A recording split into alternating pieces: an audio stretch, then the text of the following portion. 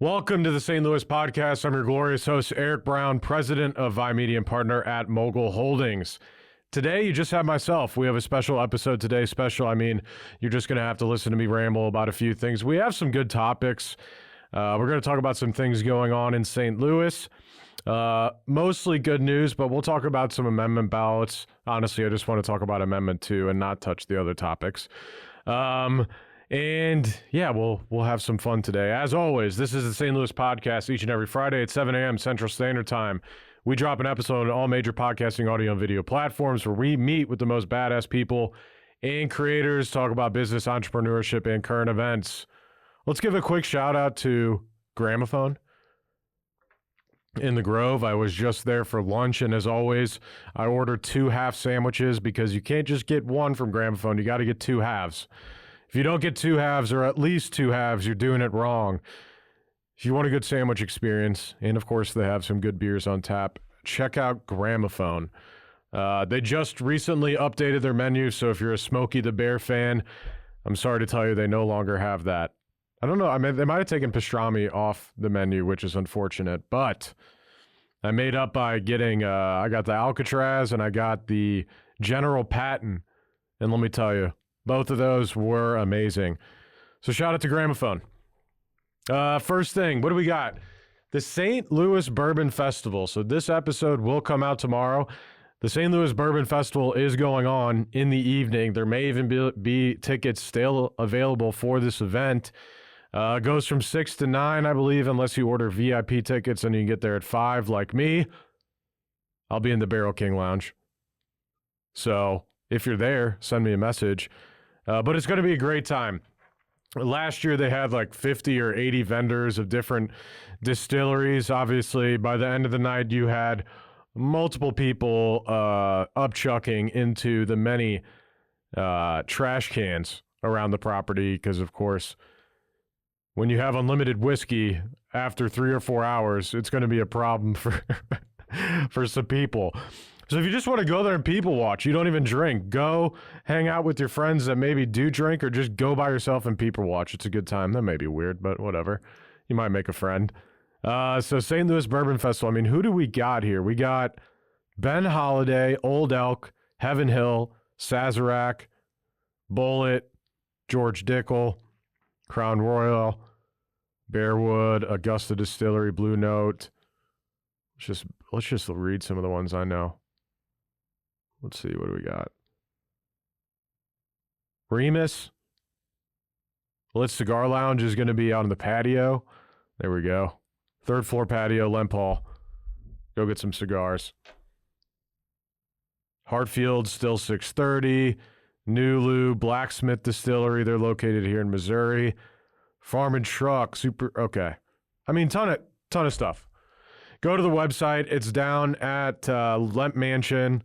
It's down at, Lemp Brewery. It's down at the whole area down there off of Cherokee. It's always a good time. And I actually didn't see any fights the last 2 years I've been, which is surprising. So people are there having a good time. You'll definitely see some people throwing up, though, if you stay to the end. And then, of course, you have great spots to go afterwards or before. You got Frazier's right there. Saturn Lounge is right down the street. A bunch of good spots. So hit me up if you're at that event. I'll let you know where I'm at. DM me, or if you have my number, just shoot me a text. That will be fun. Now, I did see, you see that Post-Dispatch, they're not going to print in St. Louis any longer, Matt? Did you see that news? Yeah, they're done. So come January, Post-Dispatch will not be printed in the St. Louis area for the first time in its 146-year history. Ouch. They're outsourcing it. They need to save some money. I keep saying, like, Post-Dispatch and all these companies, I'm not going to pay your $1 fee per month or whatever it is to view it online. And is it a hot take to say most people my age don't read the newspaper? Yeah, not to say that I wouldn't mind reading it, but it actually was fun back in the day because you could, depending on how you were holding it, you had to fold it, right? You had to fold it to whatever page you were on. Otherwise, it was this massive thing. And then your dad or grandpa would bring that to the bathroom and bring it back out to the kitchen table. You're like, can you get this out of here? But what is Post-Dispatch doing? I mean, so there were some good takes on the St. Louis subreddit. And what I found curious is that they said, where did I see this? They also said that their message said that now their cutoff deadline at night for news will be so early that they will no longer be able to report on the Cardinals' night games. And then the comment says, do they realize half of their readers only get the paper for that reason? Remember when we had 2 newspapers? Yes, I do remember that. RFT, RIP. That's what I have to say. Well, we'll see what happens to the Post-Dispatch. I mean, RFT, we just saw that whole fiasco happen. I mean, we still have a couple, local papers and things like that. But I mean, really all we have now is Post-Dispatch from a perspective of St. Louis, unless I'm entirely mistaken, and I hope I am. Just goes to show I don't know what papers are left. Maybe that's how culturally relevant they are. I get better news on the St. Louis subreddit than I do on the Post-Dispatch. So we'll see what happens there. Who knows? Who knows what's going to happen? That's why I'm going to the Bourbon Festival, so that way, I just forget about all of these issues that are going on in the world. What else do we got? Oh, yeah, Amendment 2. All of my friends that sports bet are going to be upset with my take on this, but legalizing sports betting, let's at least be honest on why we're legalizing sports betting. The only reason we want to legalize sports betting is for taxes.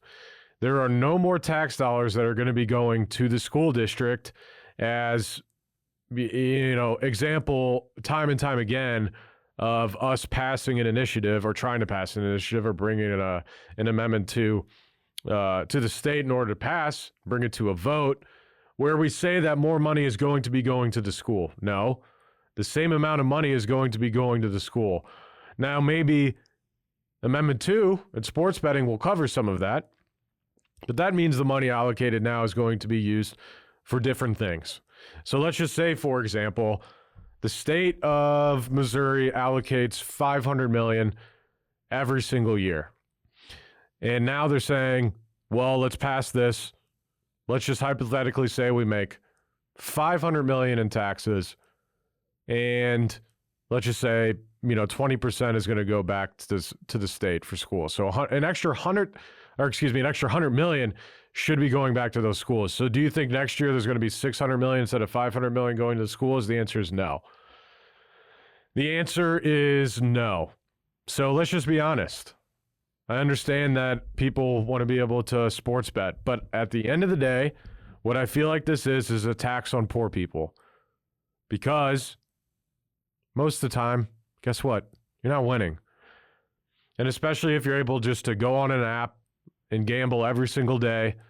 I'm sure the addiction, if you have an addiction problem, is out of this world when that becomes the case. Because at least right now, I mean, you have to go somewhere in order to do that. Or you go, I guess, drive across the river like some of my friends do. Or you have a bookie, I guess. Someone the other day said they had a bookie, and I'm like, I haven't heard that in forever. But I guess having a bookie is a thing. And I'm like, I like making money, not losing money. So therefore, I don't usually gamble. And when I do, less than a handful of times a year, I go to blackjack or roulette. I'll have $100, and I usually lose that in a matter of about 10 to 15 minutes, and that's my gambling. And that's why I don't like it. Now, what I do like is gambling. Is it even I guess it's gambling when you're playing Texas Hold'em or poker with your friends and you got, $20, $50 buy-in. I'm good at poker, so I like poker, and I like taking my friends' money every single time. So therefore, I am pro-legalizing friendly poker matches. And we could put a maximum buy-in of 1% of your check on a yearly basis, right? So if you're loaded and you have a bunch of money, or maybe it's of your network, whatever you want to do, that's going to get too granular. But Definitely legalize that, obviously. But sports betting online, hot take, I'm probably voting no. There's my vote on Amendment 2. Leave your comments. What are your thoughts on this? I'm curious. I know a lot of, mainly it's going to be the people that want a sports bet, want it to be legalized, and I feel like everyone else is either tricked into thinking that more money is going to be going back to the school. I mean, we even have commercials going on in Missouri. There's a commercial that's like, I'm a teacher and we'll be getting more funding by you saying yes on this amendment. It's a blatant lie. I don't even know how it's legal. It's pretty astounding the amount of money that goes into marketing, ads, TV, radio, social media, for all of these different amendments, all of the different candidates that are running, because the marketing is terrible. Coming from the owner of a marketing agency, whoever is making these ads, I don't understand. They have like one blueprint that they've been following since I was a child of the 90s. Like, this person sucks, X, Y, and Z, vote me. It's all fear-mongering. It's all fear-based voting. It makes no sense. Is there ever an ad where it's just like, here's my plan, and here's why you should vote for me? No bullshit. Just getting to the point. I always said, I feel like in the next, 4, 8, 12 years, let's just say the next 10 to 20 years, a lot of the people that we're going to be taking seriously are people that are going to have, for example, YouTube channels and are creating content, and not for the sake of creating content, but for the sake of talking about what the hell you're doing in your job and giving it back to the people.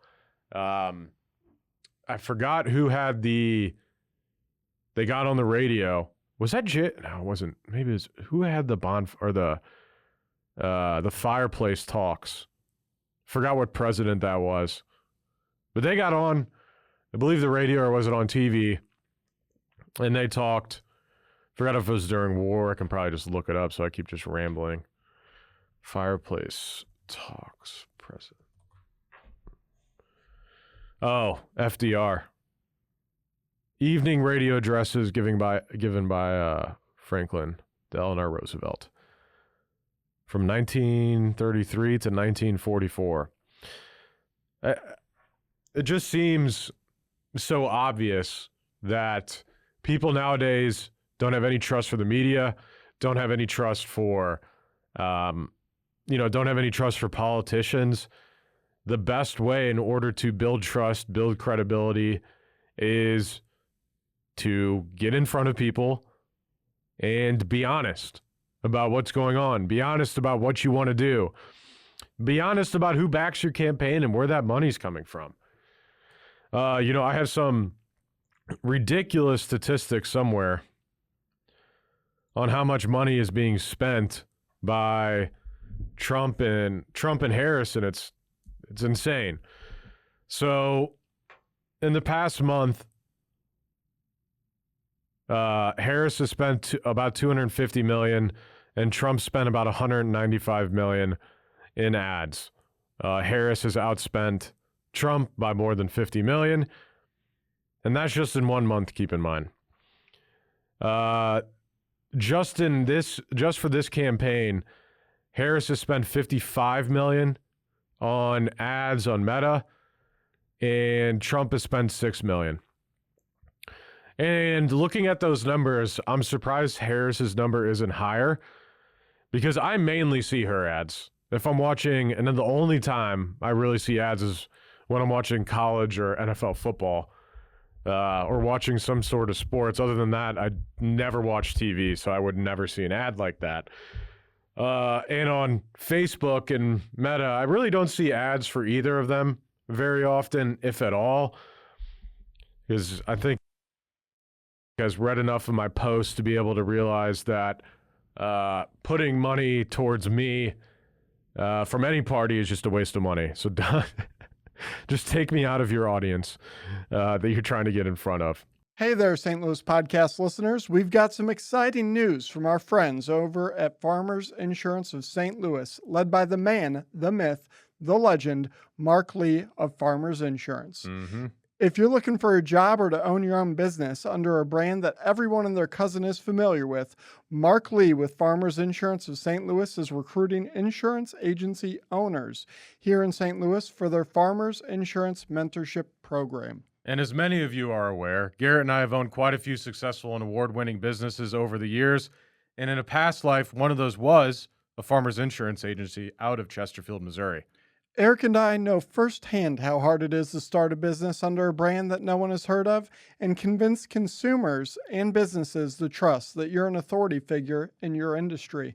And as many of you know, we own an award-winning marketing firm, Via Media, the one that Garrett was just discussing. And building that company's reputation literally took years. We're still building it to this day, and it's been 8 years in the making. However, with the Trusted Farmers Insurance Agency name on the building, we got started when we started our Farmers Insurance Agency. The trust was already built and has been for 96 years. And if you can't do math, that means Farmers Insurance has been around since 1928.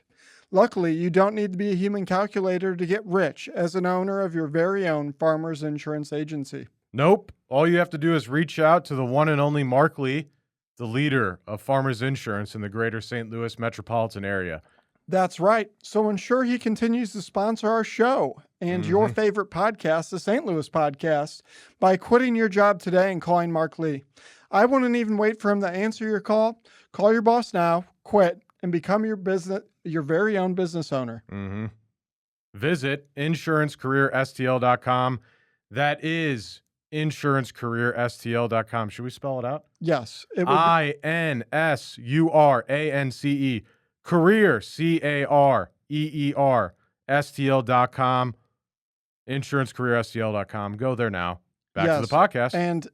And wait, insurancecareerstl.com. Back to the podcast. It's absolutely insane. I was getting to the point of saying the amount of negative ads I'm sure that they would run if I'm a betting man, which, like I just said, I'm not. But if I'm a guessing man, 90% of those ads for both of those parties would be negative, meaning they're being negative about the other person, how they voted for, what they've done in the past, what they stand for, X, Y, and Z.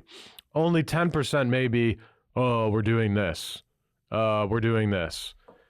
I hate the Harris ad that I see all the time is like that guy that's like, I'm voting for Harris because she's going to cut taxes. And I'm like, do you know what type of deficit we're in right now? Cut taxes. I'm like, we need to cut spending. Not one person is talking about the amount of money that we spend. Eventually, I think it said last year that our debt payment every single year will be like our GDP. It's an astronomical number. And that's our debt payment on, that's the interest payment on the debt, I believe. It's some insane number. And we're talking about cutting taxes. Sure, that sounds great. That just gets us in a bigger hole. We don't need to, cutting taxes is fine. That's just some voting bullshit to be like, oh, she's going to cut taxes. Spending's out of control in this country. Out of control. Not to be the guy to be like, and I don't even think this is a hot take, why the hell are we continuing to send hundreds of millions of dollars overseas, funding wars, and we can't even get support to our own people in our backyard, looking at you guys, Florida and North Carolina? Where the hell has the national government been? And I was watching a lot of YouTubers and just people, around the Asheville area and surrounding area that were impacted. And the people that supported each other were not the government. It was the local people in your city. It was your neighbors, right? It was your local police department or fire department. That's who it was. And it was volunteer organizations on the ground getting it done for the first couple of days, as far as I saw in Asheville and the surrounding area. The government wasn't to be found, right? There was no one there. And it's sad. It seems like we pay taxes, right, every single year. And sure, we pay a lot. Sure, cutting taxes would be nice. But our taxes not even going to the right place is sad and insane. We're talking about raising money in the state to go to our education, which we definitely do. And it would be interesting to have really just a monetary policy talk with someone that knows a lot about spending and budgets and things like that, in Missouri or in St. Louis at least, because I don't understand where all this money goes at the end of the day. It really doesn't make sense. It seems like a bureaucracy. There's too many people. There's just too much, and it's not going to the right areas. Eventually, it's like a business. If your superior has a superior and anything you need to get done, you need to go ask your boss, and they have to ask their boss and their boss and their boss. At that point, it's like, what the hell are we even doing here? This should only have to go through one person. And it seems like that's how our governments run. Nothing can get done quickly. Nothing can get done fast. Nothing can get done in a timely fashion. And I don't know why no one's talking about that. I would say if Harris or Trump were to come out and be like, right now, which looking at their policies, it seems like they're both spenders at this point. So I don't think either of them fall into this category whatsoever, is saying we need to cut government spending. And I think most people would be for that, especially in spending areas that don't make any sense. Like I said before, we're spending so much money in different areas, and then you drive down your street to work and there's potholes everywhere. It's a piece of shit. You have problems right down the street from you. You pass, whatever, not saying homeless people are a problem, but you pass homeless people that, aren't being helped in your city. And you have all these issues in your backyard. As an American citizen, you hear, just as an American, you hear the issues that San Francisco and, New York and all of this. It's like turmoil right now, it seems like. And at some point, I feel like it's going to come to a head. It's going to come to a head because the majority of people are going to get sick of it. At some point, we have to realize that neither Harris or Trump is the answer to our problems. And that's for damn sure. And if you think they are, leave a comment. Tell me I'm wrong. I don't think I am, though. I don't think I am. Eventually, I do this podcast enough, I'm going to have to, run for office or something. I'm going to have to. I mean, I did write my name in 4 years ago, so we'll see if I write my name in again. I know I'm not old enough. What other news do we have? So we got Bourbon Festival, Post-Dispatch. Ooh, should we shout out the FCC? One of the only, it seems like, government organizations doing their job right now. The FCC is looking into the impact of broadband data caps and why they still exist. The question we've been asking ourselves forever. I'm sure some of you in St. Louis have internet service where you don't have to worry about having a cap on a monthly basis. But there are definitely some of us in St. Louis and 100% of the United States that have data caps. Meaning you go, you watch, let's just say a night of Netflix or 2 nights of Netflix, and all of a sudden you're at your data limit. Or you work from home and you're on, Zoom or work calls or virtual calls all the time. And that takes, obviously, the data. And then all of a sudden, after a week, you're full on your data. Data caps don't make sense. They've really never made sense. The only reason they do make sense is for AT&T, Charter, Verizon, Comcast, you name them, to make more money. That is it. You know why? Because they could charge you more if you go over it, or you pay more not to have a data limit, right? So the FCC is just... let's get Lena Khan on the podcast. She's killing it. So the FCC is officially looking into broadband data caps and their impact on consumers. The FCC approved a notice of inquiry to examine whether data caps harm consumers and competition. It does 100% harm consumers, of course, as well as why data caps persist. despite increasing broadband needs and the technical ability to offer data plans. Like I said, money, money, money. And the only reason that they still do it is because guess what? It's not illegal. So let's go ahead and make it illegal, and then we don't have to worry about limits any longer. So yeah, like I said, they'll charge an extra fee or slow down your service. That was the old way. I'm sure a lot of you remember, especially people my age, once you'd hit that limit, all of a sudden, your Xbox Live wouldn't work well, right? Couldn't play games online. You're on your computer trying to play Battlefield 2. You'd be like, what is going on? Like, oh, you hit your data limit. Sorry. That's all you got. Now you're at 1 gigabyte per second download or whatever it is. Good luck seeing your 240p getting shot. You don't even know where they're shooting from. So shout out to the FCC. FCC segment as always.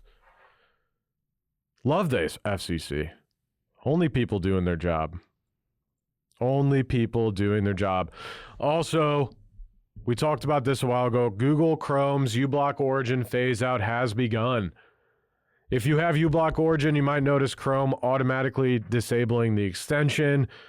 uBlock Origin is, or was, I guess, the king of blocking ads, blocking trackers.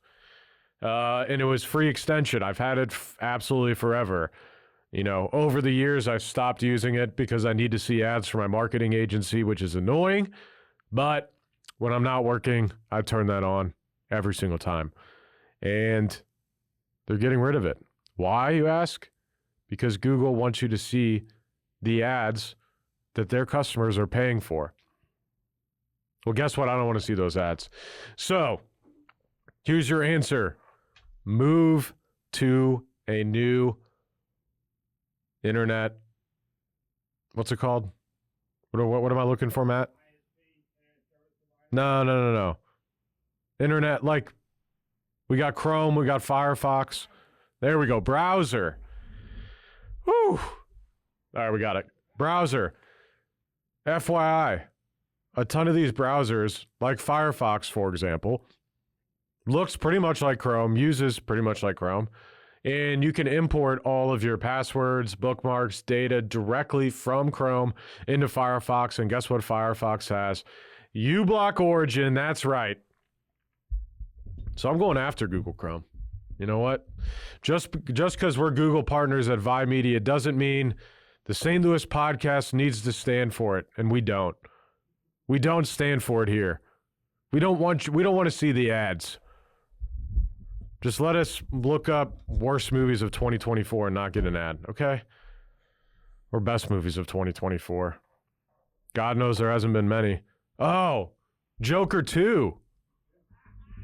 Joker 2. Talk about a movie I've never wanted to see less in my life. I was so hyped to see that movie.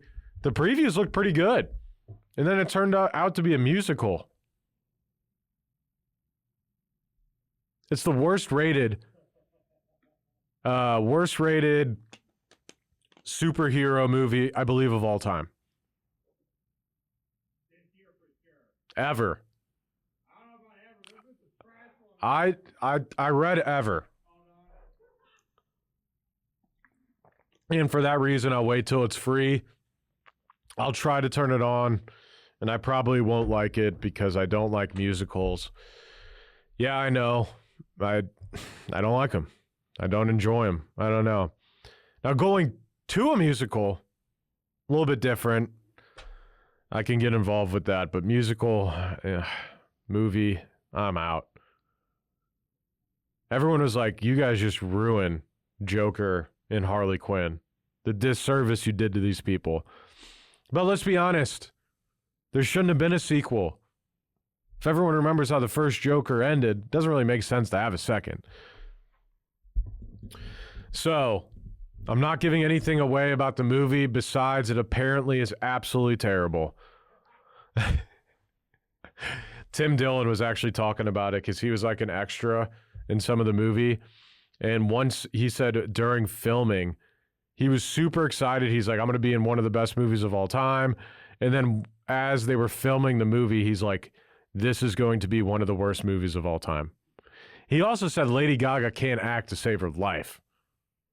And I don't know. Apparently people like her in the American Horror Story. She sucks. Okay. Leave her. Hey, what are your thoughts on Lady Gaga being a actress? It sounds like this might be the last for her being an actress. Or she's going to be like a C-list actress. Just go back to music.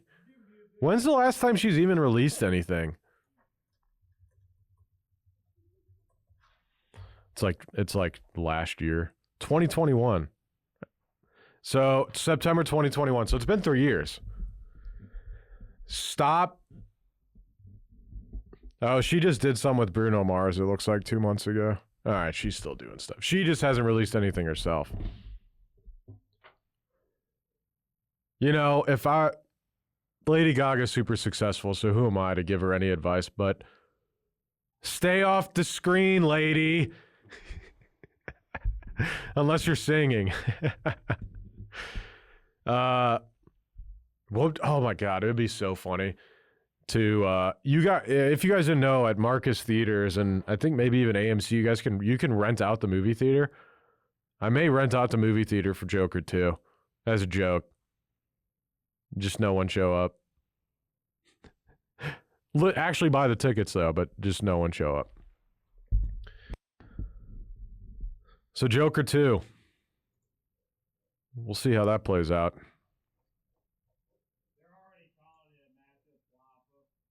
Well, what's the box office so far? Because I thought they spent like $700 million on that movie.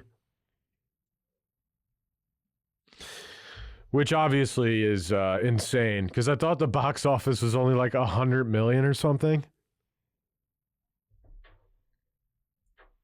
They've already lost 150 to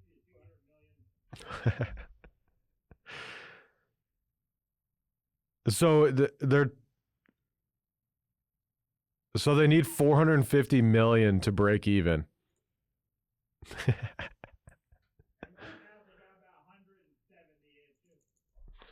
What happened with what is Phoenix doing? He is one of the best actors. He's pretty good. Do you want to go through his movies? No, but that just proves that even an A-list amazing actor can't save a piece of shit if it was always a piece of shit. Yep. Because, I've seen all his movies, and Joker 1 was carried just by him. He carried the first Joker 100%. Yep. Him and Gladiator. One of my favorite movies of all time, Gladiator. Why did they make the second one? They don't need to make a second one. Did you see the previews? They have. So I might have talked about this on the podcast, so sorry if I already did, but they had like a rap song in the background of a gladiator. And I was talking to someone about this and they're like, what's the problem? I'm like, it's fucking Gladiator. They didn't have, you don't need to have 50 Cent. Or it was like Jay-Z or something. And I was like, what are we doing? You're doing it, the original Gladiator, the score by, what's his name? Zimmer. I'm pretty sure it's Zimmer. Amazing. Original score, amazing music. And now the new preview has, what? Oh, wow. This preview doesn't have it. I wonder if they got rid of it. Oh, no, this is it. Yeah. Just go watch the official trailer for Gladiator and watch the end. It's at the end. It's kind of cringe. Might even be, it's kind of sounded like Kanye. And I love Kanye, but Kanye and Gladiator, what are we doing here? And they're probably spending way more money on this movie, too. Yeah. Should we do an Elon shout-out corner today? Shout out to Elon for SpaceX, and shout out to Elon for bombing on the Tesla reveal. My God. Your taxi. They have a taxi. They had Did you see they were talking about something like a vault bus? 20 people. Yeah. And then they were talking about the robot that wasn't even, they don't even have one, apparently.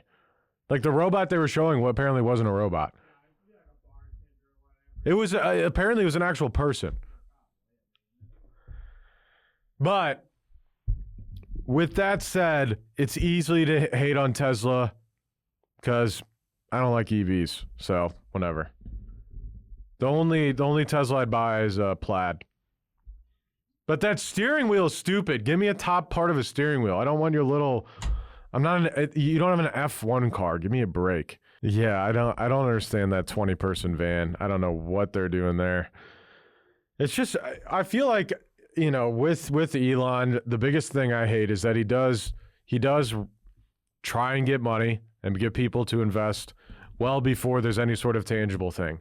And that's why a lot of people get mad at him, because he talks about things well before they're ready, done, or even there. And his timelines are usually well off, which I get it. But you can't deny the fact that SpaceX just pulled off an unprecedented feat.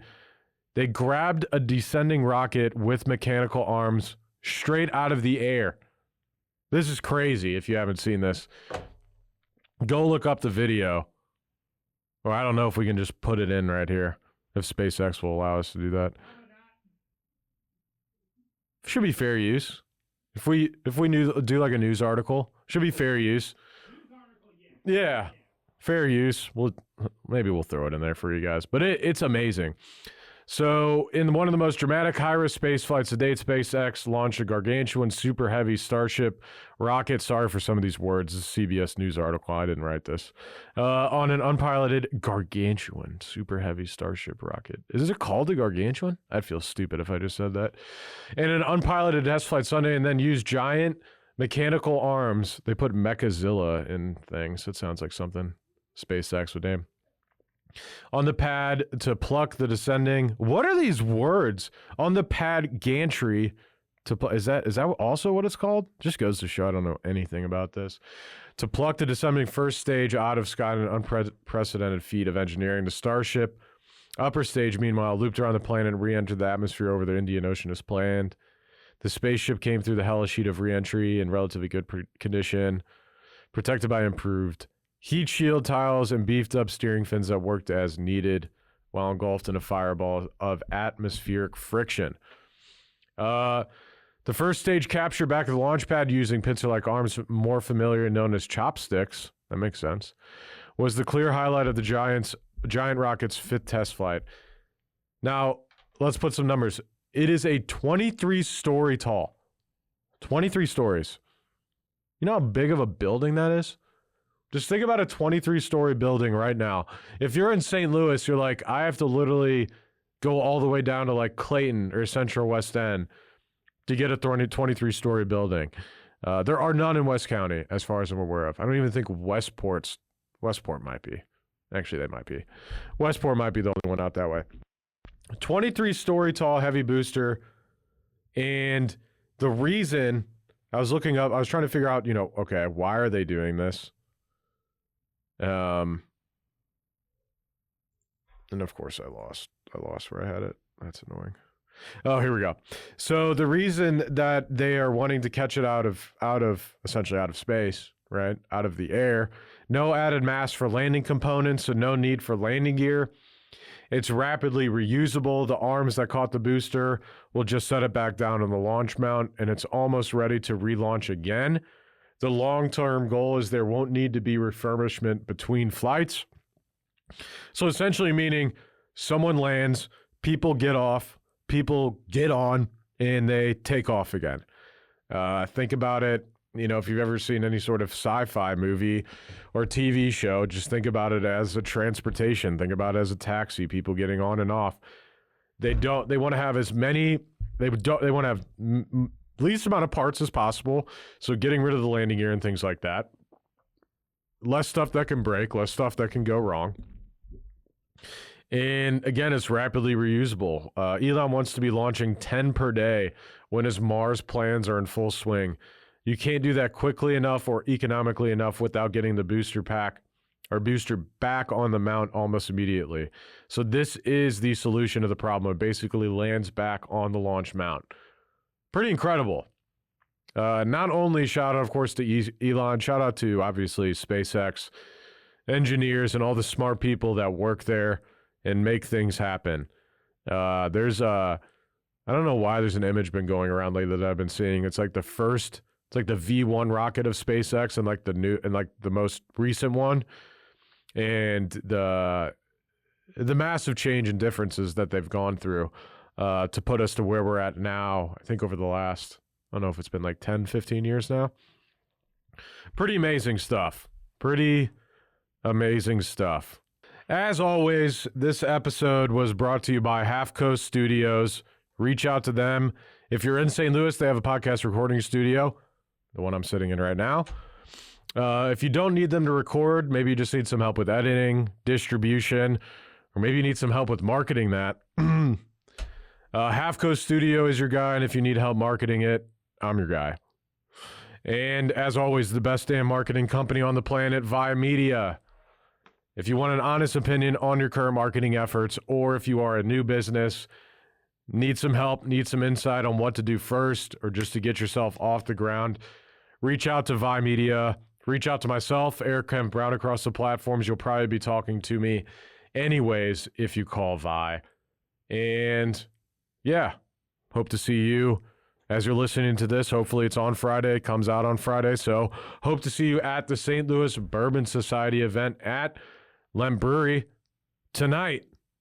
Send me a message if you're there. See you all later. Goodbye. Hey there, St. Louis podcast listeners. We've got some exciting news from our friends over at Farmers Insurance of St. Louis, led by the man, the myth, the legend, Mark Lee of Farmers Insurance. Mm-hmm.